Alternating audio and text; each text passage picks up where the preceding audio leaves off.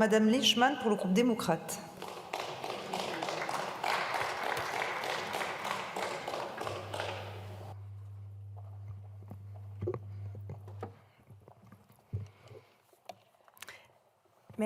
Merci Madame la Présidente, Monsieur le Ministre, Madame la Rapporteure. Je voudrais tout d'abord saluer la volonté partagée d'avoir mis ce sujet essentiel de la mobilité solidaire et durable à l'ordre du jour. Quelques rappels. 13,3 millions de Français sont en situation de précarité mobilité. Près de 4 millions n'ont aucune solution de mobilité. Derrière ces chiffres, des jeunes, des personnes âgées, souvent isolées, des habitants de la ruralité parce qu'ils n'ont pas les moyens d'avoir un véhicule, n'ont pas accès à un emploi, n'ont pas accès à un contrat d'apprentissage, ne peuvent pas pratiquer de sport, se rendre chez le médecin, faire leurs courses, profiter d'une offre culturelle. Faciliter la mobilité quotidienne dans la ruralité est l'une des priorités de la loi LOM et le texte que nous examinons ce soir comporte des avancées dans ce sens. C'est un texte à portée sociale qui s'adresse aux plus vulnérables en leur offrant la possibilité de louer à un prix modique un véhicule destiné à la casse qui sera remis en état ou rétrofité. C'est un texte à portée sociétale qui s'adresse aux plus vulnérables qui n'oublie pas la fracture en termes de mobilité entre nos métropoles, nos ruralités et les zones périurbaines. C'est un texte de bon sens qui, en réutilisant et redonnant une deuxième vie aux véhicules, encourage l'économie circulaire en récupérant les véhicules les moins polluants possibles pour les confier, après remise en état, à des structures capables de les louer aux personnes les plus défavorisées. Je souligne ici le rôle majeur des garages solidaires, dont un se situe dans la circonscription voisine à la mienne, dans le Puy-de-Dôme, celle d'André-Chassaigne. C'est un texte pragmatique qui s'inscrit dans une écologie de terrain avec une mise à disposition de véhicules critère 3 ou rétrofités à des personnes qui possèdent encore trop souvent de vieux véhicules polluants.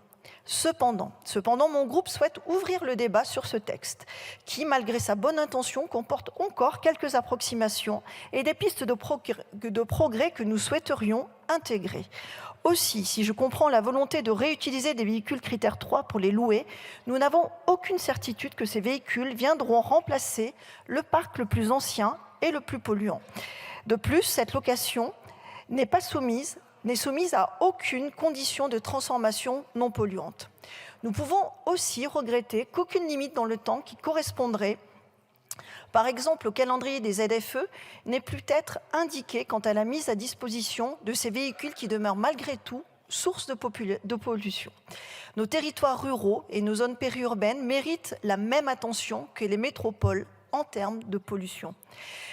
Mon collègue Bruno Millième, qui travaille sur ce sujet depuis de longs mois, proposera des amendements visant à inciter les garages à faire des opérations de rétrofit, de transformation vers du GPL ou de l'installation de boîtiers E85, des actions moins onéreuses qui gardent le mérite de réduire les pollutions induites par ces véhicules. Il nous apparaît également plus intéressant de permettre et d'encourager les garages à faire des rétrofits ou toute autre opération qui viendrait à réduire l'impact environnemental des véhicules après leur mise à disposition par les autorités gestionnaires de la mobilité. À ce titre, sur les AOM, sur les structures en charge de cette mobilité sur leur territoire, je regrette que notre débat en commission n'ait pas permis de questionner leur monopole sur ce dispositif qui fait courir, dans certaines zones, un risque de favoritisme qui ne va jamais dans le sens du bien commun. De même, il nous apparaît intéressant d'élargir le champ des acteurs pouvant opérer ces locations, non aux seules associations reconnues d'utilité publique, mais également aux entreprises de l'économie sociale et solidaire ou aux centres de traitement des véhicules hors d'usage. Chers collègues, nous avons ici un texte juste et efficace. Nous espérons toutefois que nos débats permettront de l'enrichir pour ne laisser personne sur le bord de la route. Quoi qu'il en soit, le groupe démocrate apportera son plein soutien à cette proposition de loi. Je vous remercie.